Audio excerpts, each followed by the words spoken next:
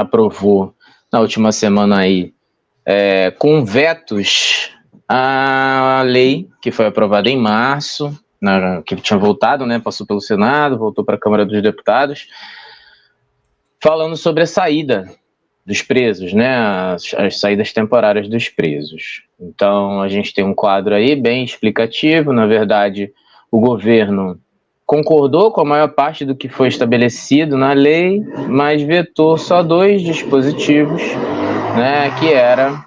Passou uma moto aqui alta, barulhenta. Moto é essa? Que, na verdade, era a questão das visitas familiares e de participar de atividades de retorno ao convívio social, que está aí, né, no quadro. Bem, aí você pode ver que o que foi estabelecido pelo Congresso, né, o governo concordou com a maioria, que é a saída, isso foi o único consenso aqui, né, que é a saída para realizar cursos profissionalizantes de ensino médio e ensino superior, foi o que permaneceu intocado desde o início da lei, e as outras coisas que restringiam a saída temporária de presos condenados por crimes hediondos. Estabeleceu-se agora uma obrigação a passar por um exame criminológico e o monitoramento eletrônico obrigatório para quem passa do semiaberto para o aberto, que é a questão da tornozeleira, né? Enfim, tudo isso foi motivado, isso já estava há um tempo em discussão, há mais de 10 anos, né, no Congresso, mas tudo foi motivado porque no último ano, em dezembro, né, teve a saída para o Natal, enfim, para essas coisas de feriados, que os presos que já estão no semiaberto, isso que é importante a gente estabelecer, porque esse é um tema que tem muitas fake news, muito... não disse-me-disse, muitos boatos sobre como funciona o sistema prisional, e é uma coisa que corrobora muito para essa sensação de insegurança que a gente vive, né? Enfim, mas a saída temporária ela ocorre somente para os detentos que já estão no regime semiaberto, que já tiveram algum tipo de progressão de pena. Ela nunca foi estabelecida para presos que são reincidentes, né? E tudo isso foi motivado porque depois da última saída de Natal, alguns presos não voltaram, uma parte, né, dos presos não voltaram, e uma pequeníssima parte. Isso também é importante dizer, né? E aí teve um crime, né, que mataram os policiais, se eu não me engano, foi no Distrito Federal, enfim, não me lembro exatamente. Mas, e aí 2 presos que cometeram esse crime estavam, né, tinham feito a saída e não retornaram. E aí, enfim, tem algumas coisas que são muito importantes nessa questão da saída dos presos, e a primeira das coisas que a gente tem que pensar, e por isso que eu trouxe essa reportagem, é que o Brasil não tem pena de morte, nem prisão perpétua. Então, a progressão de regime ela foi pensada porque em algum momento, a não ser, óbvio, em casos de acumulação de pena, aquelas coisas tipo o Sérgio Cabral, que é um montão de crime, aí vai somando, aí o cara vai cumprir mais pena do que o que ele tem de vida. E aí é muito provável que vai morrer na cadeia. Mas fora isso, mas mesmo o Sérgio Cabral já saiu, né? Mas fora isso, o cara vai sair. Em algum momento ele vai sair, né? Então, a ideia é que o sistema prisional colabore para a reinserção ou a ressocialização desses presos, e foi pensado exatamente que, conforme ele fosse demonstrando, cumprisse já uma parte da pena, se eu não me engano é 1/4 ou 1/3 da pena em regime fechado, com bom comportamento, né, com essas coisas de estudar, de ter um trabalho, que ele possa trabalhar e voltar para dormir no presídio. Tem uma série de questões, e tudo isso é analisado caso a caso, com autorização judicial. Nada disso vamos abrir a porta aqui, você vai sair, você fica, né, porque parece que é assim, e não é. É uma autorização judicial, tudo é feito tem um processo legal para que tudo ocorra, né? Não é assim, aleatório.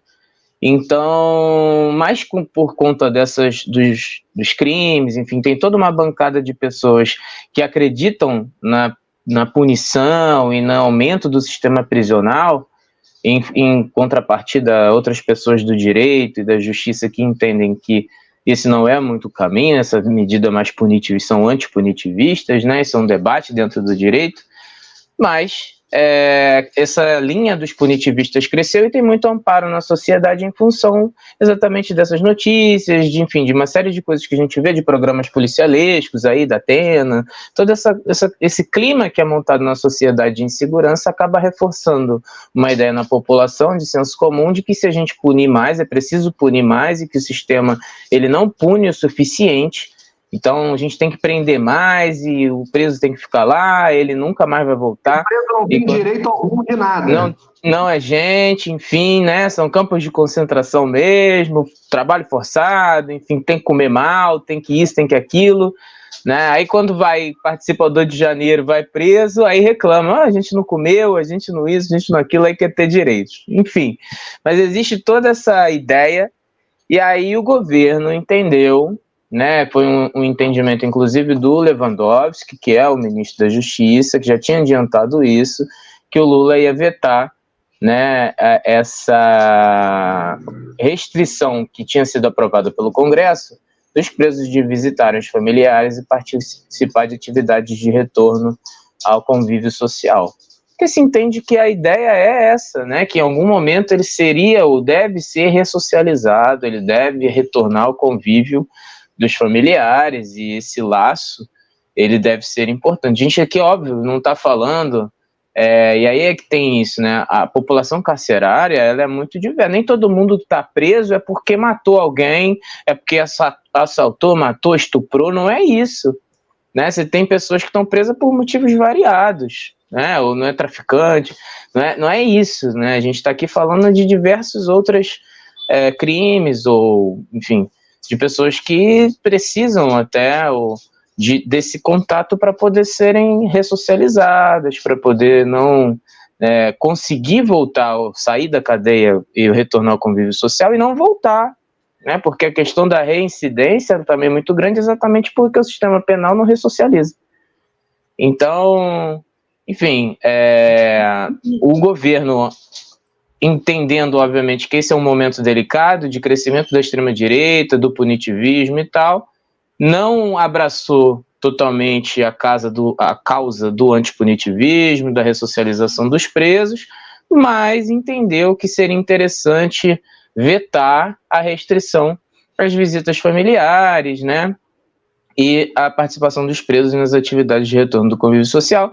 Lembrando também, então, que aqui, essa decisão do governo, ela não vai reforçar essa ideia, né, dos presos, de quem que pode sair, né? Aqui está falando que, obviamente, não pode sair os presos que são condenados por crimes hediondos, né? Então, quem vai visitar familiar, crimes hediondos aqui, a gente está falando, latrocínio, roubo seguido de morte, assassinato, estupro, enfim. Não, estupro não. Lembra que o Congresso votou e a extrema-direita vetou? Ah, é? Estupro não é crime hediondo ainda. Eu não lembro se é estupro ou pedofilia, tá? Eu acho que é pedofilia, porque... É pedofilia. Enfim. Então é isso, né? Então, o governo concordou com a maioria do projeto, por entender esse momento aí, né? Que não era um momento de hastear a bandeira do antipunitivismo, mas vetou pelo menos 2 dispositivos aí de que a Câmara restringiu ainda mais esse direito à saída, por tentar entender, né, que isso seria importante na ressocialização dos presos. Só para destacar, para finalizar, a gente é o país que tem uma das maiores populações carcerárias do mundo. Não somos a maior população do mundo, mas temos uma das maiores populações carcerárias do mundo, num sistema que não ressocializa ninguém, e onde as prisões, elas fazem parte de toda a rede do crime organizado, né? É de dentro das prisões que os chefes do crime organizado, eles monitoram ou comandam a coisa como ela ocorre fora, né? Então, assim, quanto mais tempo eu mantenho alguém dentro da prisão, essa é muito uma lógica, mais essa pessoa fortalece as redes do crime organizado, seja porque para estar lá dentro, às vezes ela tem que pagar uma taxa, a família tem que ficar pagando ali uma taxa para o cara não apanhar todo dia, ou para ocupar um espaço qualquer, ou seja, porque às vezes a única maneira de sobreviver é se associar a um grupo desse, enfim, né? As cadeias, elas são hoje uma grande...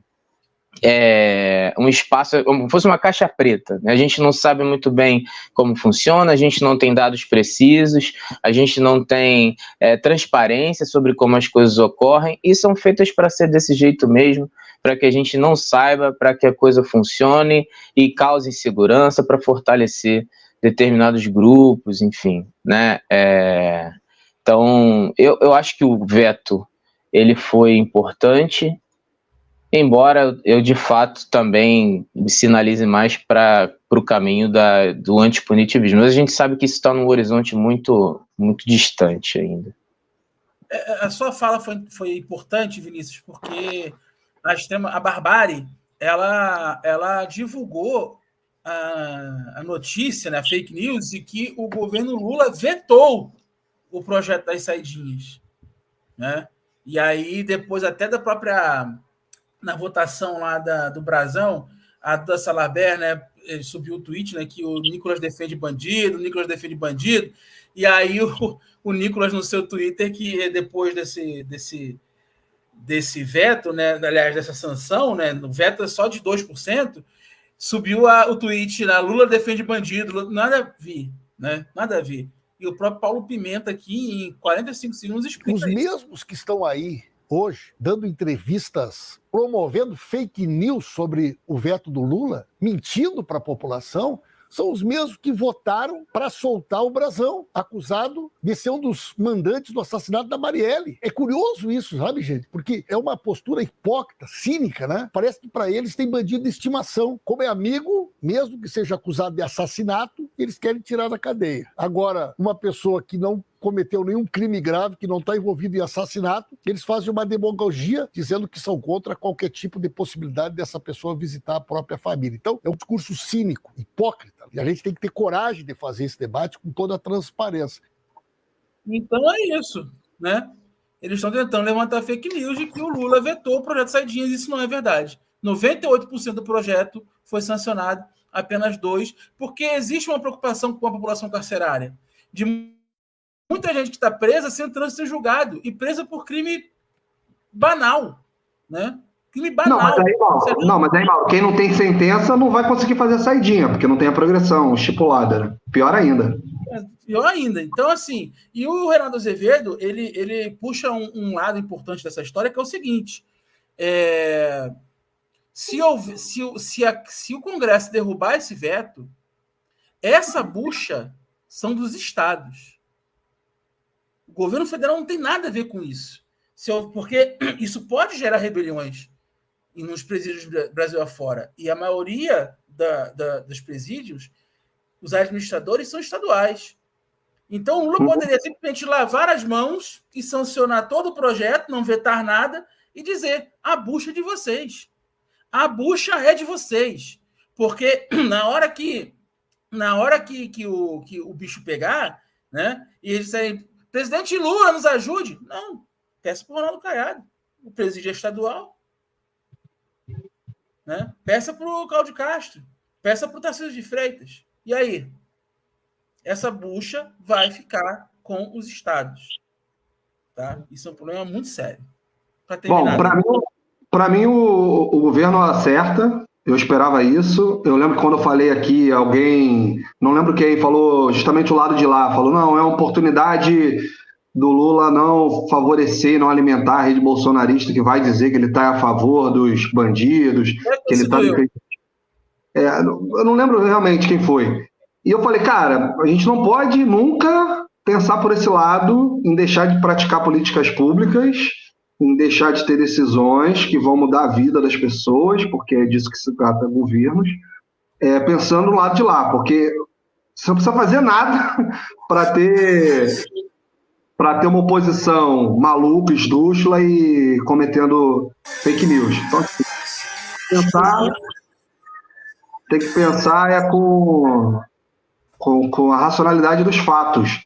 Cerca de 4 ou 5% só dessa população carcerária que sai nos feriadões, e não é pro feriadão, às vezes, 3 dias não, gente, é um dia só, é bater e voltar. não retorna, não regressa, e nem todo mundo pratica crime. Alguns realmente, infelizmente, não querem voltar, e vem a oportunidade ali de ter uma vida de fugitivo. Então, assim, é muito ínfimo, é muito pouco, mas é o que o Vinícius falou.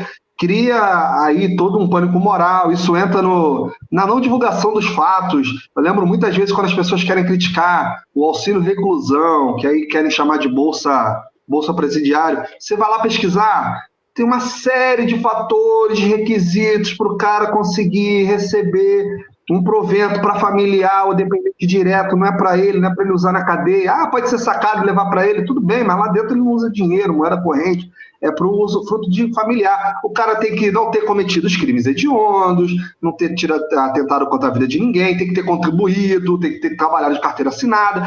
Você vai lá ver, é 15% a 18% da população carcerária, que dentro desse aspecto que o Mauro falou, dos que têm a pena, dos que têm estipulado ali quanto tempo tem que prestar contas à sociedade estando recluso. Aí as pessoas falam, mas é um absurdo, eu trabalho e não ganho isso que o cara vai ganhar, que às vezes é entre um salário mínimo e 2 no máximo. Aí o cara, que eles têm refeição bonitinha todo dia, às vezes eu nem tenho que comer em casa. A gente sabe disso tudo. E a gente não pode concordar com quem quer relegar esses caras ao que tudo que o Vinícius falou, a serem sub-humanos. Nem todo mundo lá é o Fernandinho Beiramar, nem todo mundo está ali dentro é o maníaco do parque. Então, assim, para mim o governo acerta. É perigoso. Isso aí. E, no final das contas, essa decisão do Lula só deixou uma família nessa semana feliz, a família Bolsonaro. Carlos pensou, papai vai vir me visitar quando estiver preso, que bom.